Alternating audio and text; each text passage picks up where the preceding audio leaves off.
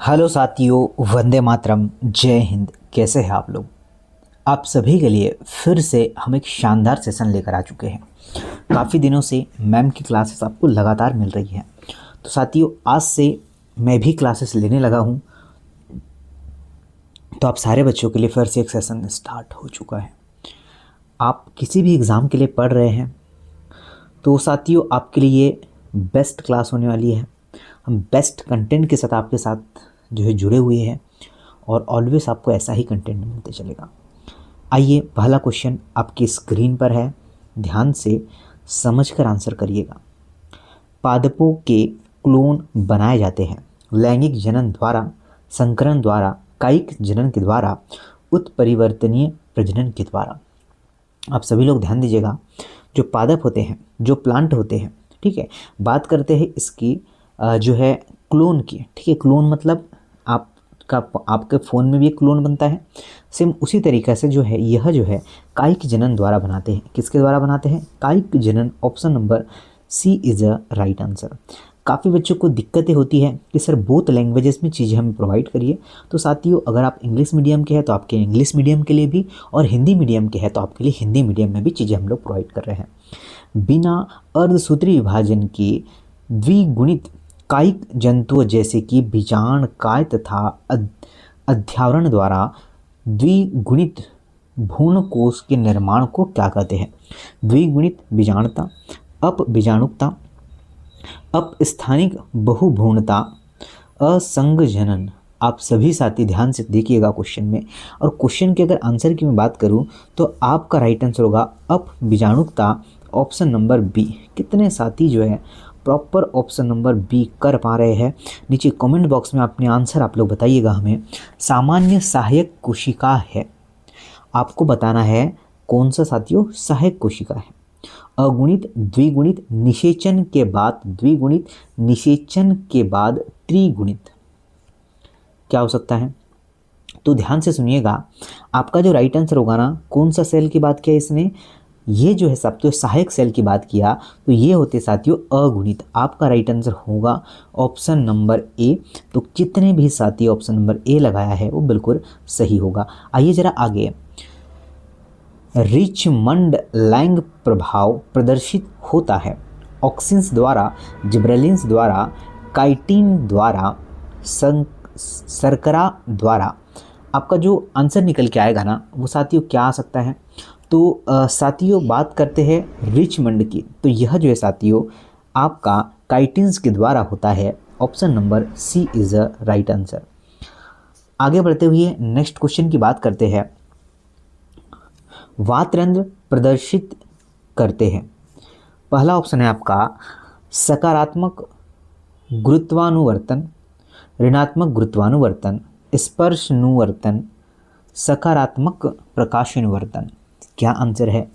आपका right answer होगा ऋणात्मक गुरुत्वाकर्षण। आपका राइट आंसर है ऑप्शन नंबर बी। पीडीएफ के लिए काफ़ी बच्चे मुझे कमेंट्स करेंगे, तो पीडीएफ आपको टेलीग्राम पर मिल जाएगा, समाधान स्टडी के टेलीग्राम पर। आइए आगे। ग्रीष्म ऋतु के दौरान जलोद्भिद पादप तालाब से क्यों गायब हो जाते हैं? अत्यधिक प्रकाश नुकसानदेह है, वे छायादार स्थानों पर चलते हैं। आइए आगे बात करते हैं ऑप्शन नंबर बी की, और सी की भी हम लोग बात करेंगे। पानी का वाष्पीकरण पादपों को मार देता है, उच्च ताप जल में कार्बन डाइऑक्साइड की मात्रा को कम करता है, जिसमें नेट प्राथमिक उत्पादकता घट जाती है। जी हाँ साथियों, आपका जो करेक्ट आंसर निकल के आएगा बेसिक ही ऑप्शन नंबर डी निकल के आएगा। बहुत शानदार आंसर आप सभी साथी कर पाए तो बहुत अच्छी बात है। आइए जरा आगे नेक्स्ट क्वेश्चन पर चलते हैं। किसके रोपण से रेगिस्तान को सहित भूमि में परिवर्तन या परिवर्तित किया जाता है? पहला है आपका हेलोफाइट्स, जिसे हम लोग जो है लवण मृतोद्भिद कहते, उष्णकटिबंधीय पादप, बालुकोद्भिद, और ऑप्शन नंबर डी है आपका ऑक्सेलोफाइट्स। आपका जो करेक्ट आंसर होगा वह साथियों सी हो जाएगा। आगे बढ़ते हैं। रिवीजन जरूर करना है ताकि आप इसे भूल ना पाए। पादपों में यूवी अल्ट्रावायलेट किरण की बात कर रहा है, किरणों से बचने वाला वर्णक हरित लवक, जेंथोफिल, फाइकोसाइनिन, कैरोटीनॉइड। आपका राइट आंसर है साथियों डी, कैरोटीनॉइड। डी आंसर बिल्कुल सही होगा। आगे बढ़ते हैं, बोला है भूमंडलीय उष्मीकरण के साथ प्रतिरूप में परिवर्तन होता है। वर्षण, पुष्पन, श्वसन, बीज अंकुरण। क्या हो सकता है? आपका जो राइट आंसर होगा वह बिल्कुल वर्षण हो जाएगा। Option number A is a right answer. आगे बढ़ते हैं, कौन सी एक संकटग्रस्त पादप प्रजाति है? पहला ओसिमस सेक्टम, एविना सटाइवा, कोमीफोरा वाइटाई, टफ्रोशिया। आप सभी साथी ध्यान से अच्छे से क्वेश्चन सॉल्व करते हुए आंसर अगर करते हैं कोमीफोरा वाइटाई, बिल्कुल इसका सही आंसर होगा। नेक्स्ट क्वेश्चन है, परागोद्भव प्रक्रिया है। पहला परागकण का निर्माण, परागकोश का विकास, पुष्पकलिका का खुलना, वृत्तिका द्वारा परागकण का अधिग्रहण। आपका जो करेक्ट आंसर होगा, जैसे कि आप लोग ध्यान दीजिएगा, आपका आंसर होगा पुष्पकलिका का खुलना। डेफिनेटली आपका सही आंसर हो जाएगा। हम रेगुलरली आपको क्लासेस दे रहे हैं साथियों, आप लोग सेशन को शेयर जरूर करते चलिएगा। आइए नेक्स्ट क्वेश्चन, बात करते हैं कि माइकोप्लाज्मा के द्वारा होने वाला रोग है कौन सा? बैगन का लघु पत्र रोग, आलू की अगेती अंगमारी, जौ का सल्थ कंड, पुरमिल आसिता। तो आपका जो करेक्ट आंसर होगा वो केवल व केवल एक होगा। माइकोप्लाज्मा के द्वारा होने वाले रोग की अगर बात करते हैं तो वो होगा बैगन का लघु पत्र रोग। Option number A. निश्चित तौर पर बोला है कि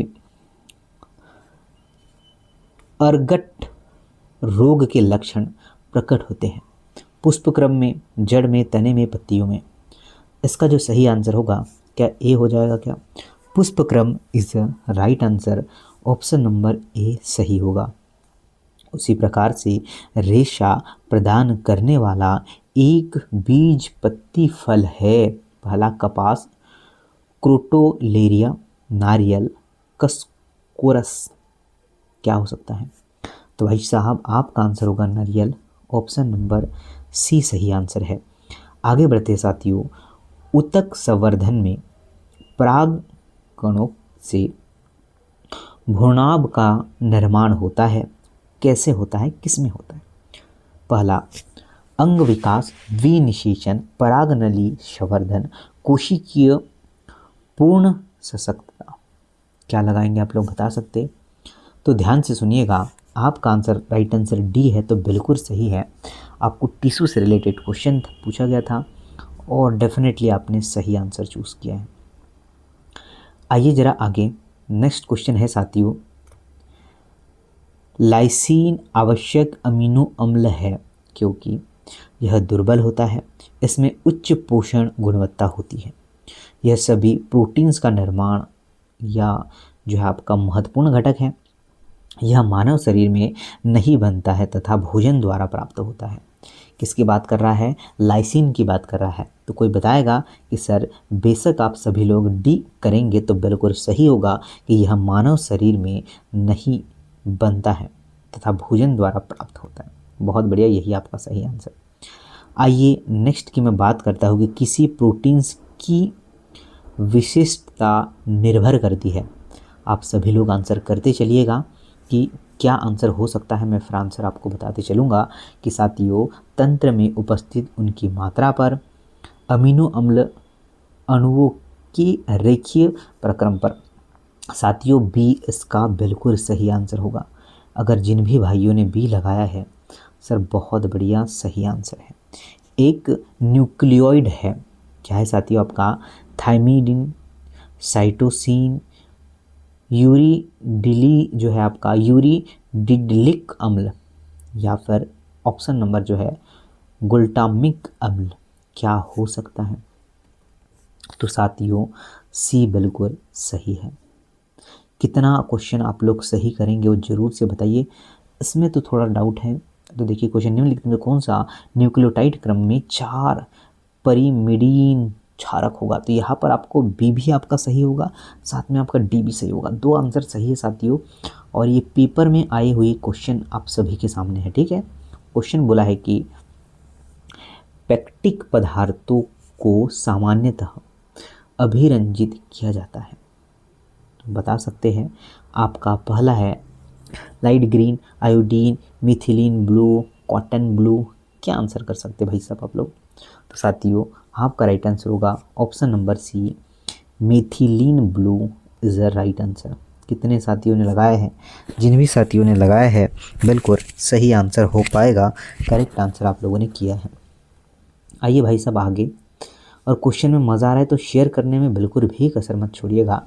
साथियों बोला गया है कि परासरण की क्रिया है, तो परासरण की जो प्रोसेस है वो क्या है? हर बच्चा जानता है साथियों परासरण के बारे में। तो जीव द्रव्य और कोशिका भित्ति दोनों एक परत की तरह कार्य करते बिल्कुल नहीं है, केवल जीव द्रव्य एकल परत की तरह कार्य करता है, बिल्कुल नहीं।